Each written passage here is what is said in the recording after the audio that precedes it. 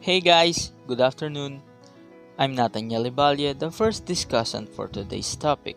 That will be followed by Miss Jamie and B. Lemia and Miss Christine Joy Ramirez. We are the assigned reporters for the Module 9 that is entitled The Appraising Performance of Office Employees. So let's start. The performance appraisal or performance review is a method by which the job performance of an employee is evaluated. Generally, in the terms of quality, quantity, cost, and time, typically by the corresponding manager or a supervisor. A performance appraisal is a part of guiding and managing career developments. It is also a process of obtaining, analyzing, and recording information about the relative worth of an employee to the organization. Performance appraisal is an analysis of an employee's recent success and failures, personal strength and weakness, and sustainability for promotion or further training.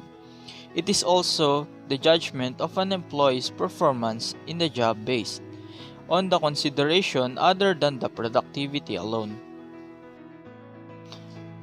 The aims of performance appraisal are to give employees feedback on performance, identify employee training needs, document a criteria used to allocate organizational rewards, form a basis for personal decisions, salary increase, promotion, disciplinary action, bonuses, and etc.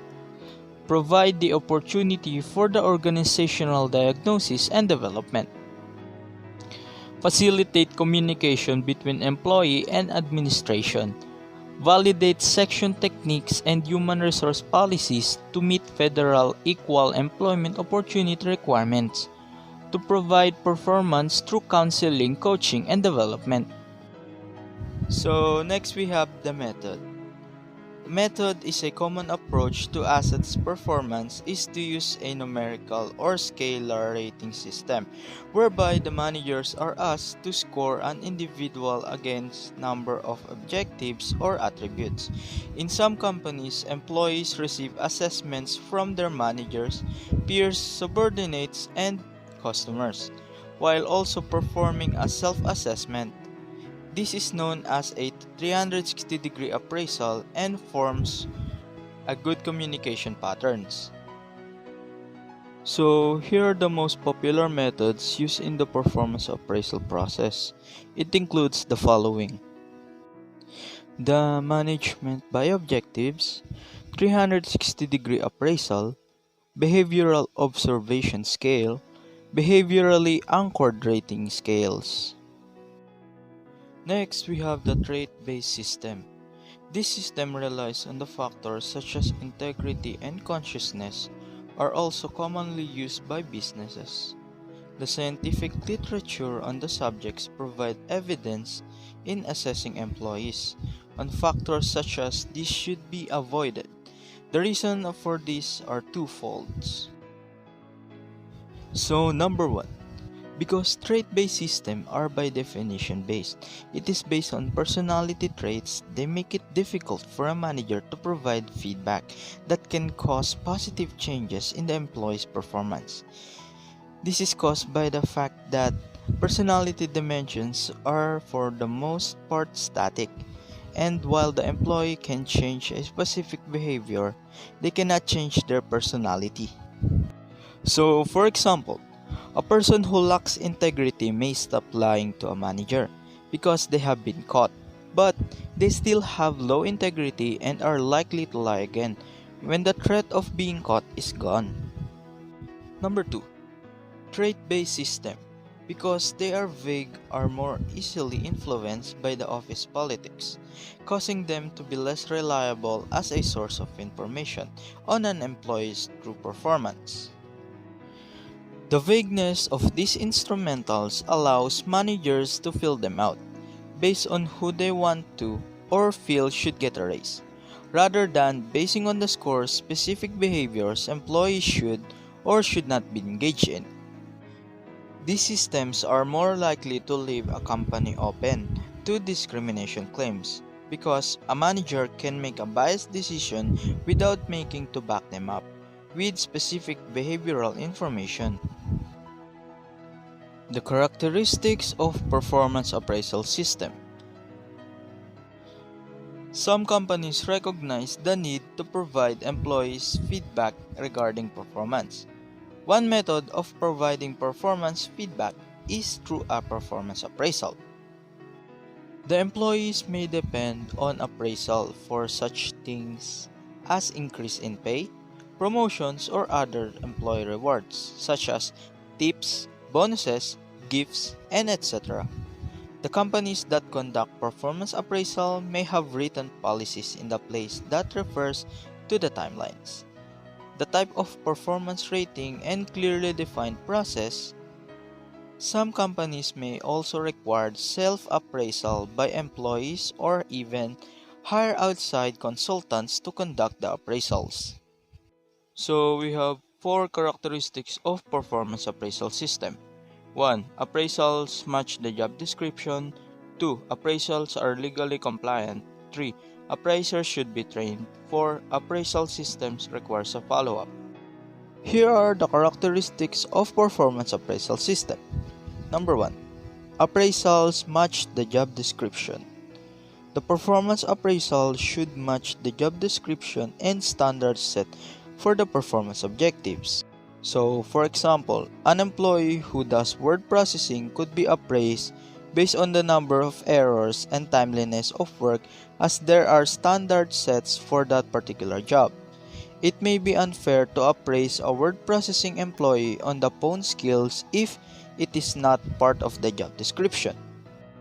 Number 2. Appraisals are legally compliant. Appraisals should be able to stand legal tests of reliability. Questions yield the same results for all employees if repeated more than once, and validity. Thus, the appraisal measures what it is designed to measure. For some reasons, some companies have their appraisal developed by third-party consultants who specialize in this area. Number 3. Appraisers should be trained. The supervisor or manager conducting the appraisal should be trained in the use of evaluation tool and conducting the appraisal. So, for example, conflict may arise if the employees disagree with the outcome, and knowing how to deal with the conflict is an important tool. Explaining the rating of appraisal and discussing future plans for improvement requires a good communication skills. So, number 4. Appraisal system requires follow-up. It is important to the company and employee to provide consistent monitoring and follow-up after the formal appraisal is given. If the employee scored high with a little need of improvement, do not take that performance for granted. Continue to coach and provide mentoring for continuous improvements. These employees who do require improvements will need clearly defined plans with a follow-up and feedback.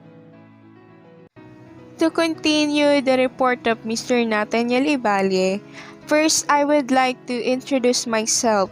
I'm Jamie Andy Elemia, the second reporter for this Module 9, and I'm going to discuss about the basic of conducting employee performance appraisals, or the guidelines for conducting a proper employee performance appraisals.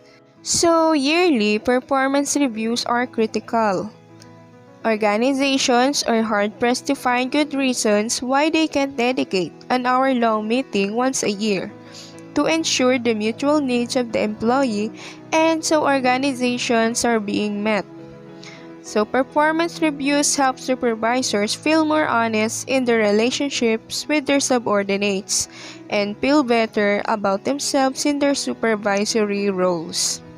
Subordinates are assured a clear understanding of what's expected from them, their own personal strengths and areas for development, and a solid sense of their relationship with their supervisor. So avoiding performance issues ultimately decreases morale, credibility of management, the organization's overall effectiveness, and wastes more of management's time to do what isn't being done properly. And below, you will find some amazing guidelines that will aid you in performing proper employee performance appraisals. First, we have designed a legally valid performance review process. So according to the book of Patricia King, which is Performance Planning and Appraisal, it states that the law requires that performance appraisals be. The first one is job-related and valid. Second is based on a thorough analysis of the job. Third is standardized for all employees. Fourth, not biased against any race, color, sex, religion, or nationality. And lastly is it should perform by people who have adequate knowledge of the person or job. So be sure to build in the process a route for recourse if an employee feels he or she has been dealt with unfairly in an appraisal process. For example, the employee can go to his or her supervisor's supervisor, and the process should be clearly described in a personnel policy.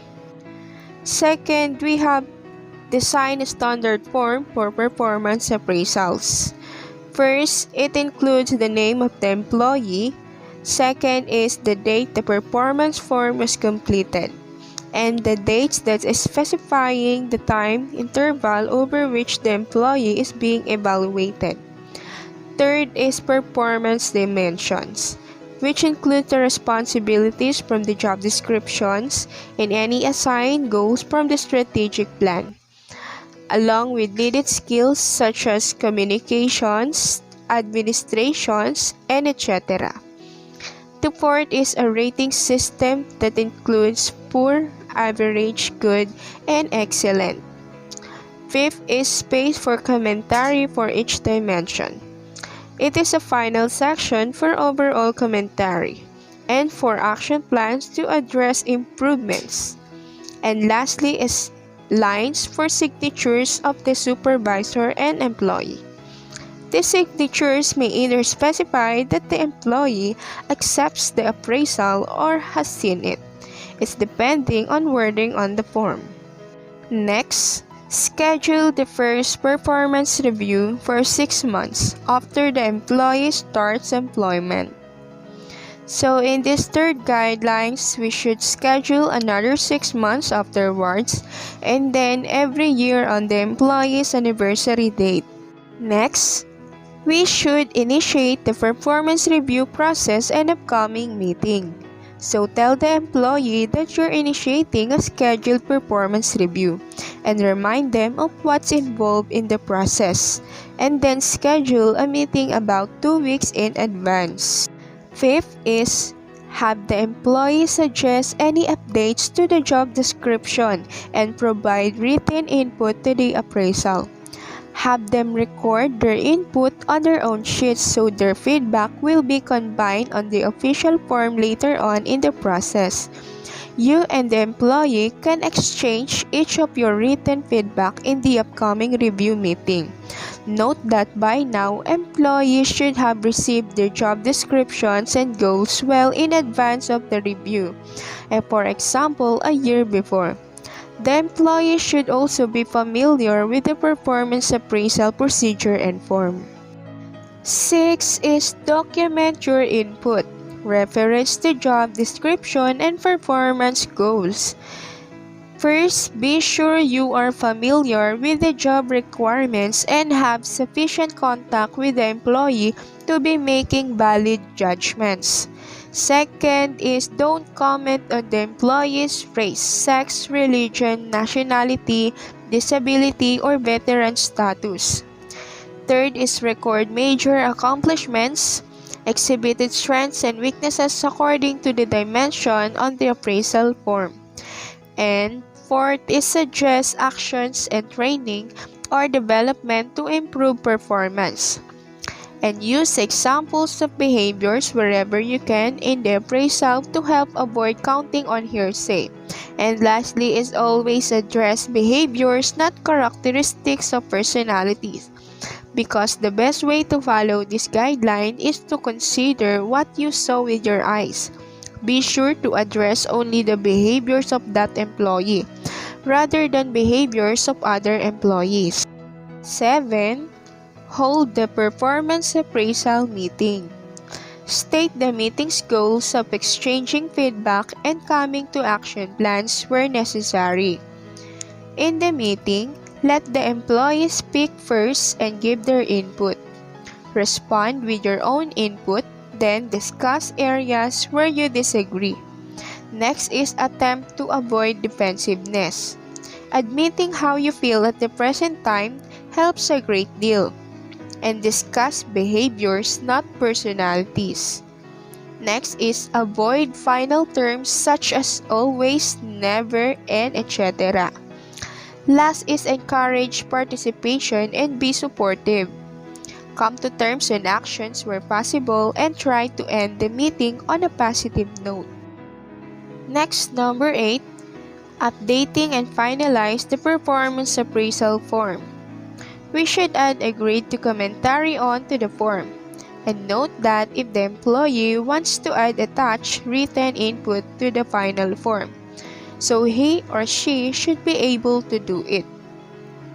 Then the supervisor signs the form and will ask the employee to sign it. The form and its action plans are reviewed every few months, and it's usually during one-on-one meetings with the employee. Last, number 9, nothing should be surprising to the employee during the appraisal meeting. Any performance issues should have been addressed as soon as those issues occurred. So nothing should be a surprise to the employee later on in the actual performance appraisal meeting. Surprises will appear to the employee as if the supervisor has not been doing his or her job, or the supervisor is not being fair. And it is okay to mention the issues in the meeting, but the employee should have heard about them before. Hello, good day everyone. I am Christine J. Ramirez and I'm going to discuss the good dialogue method for successful managers and employees. The employee appraisal is normally an annual detailed and structured discussion in which long-term goals and development are agreed upon by management and employees. The focus of employee appraisal are on the one hand an employee performance and the agreement of the target for the previous or coming work period.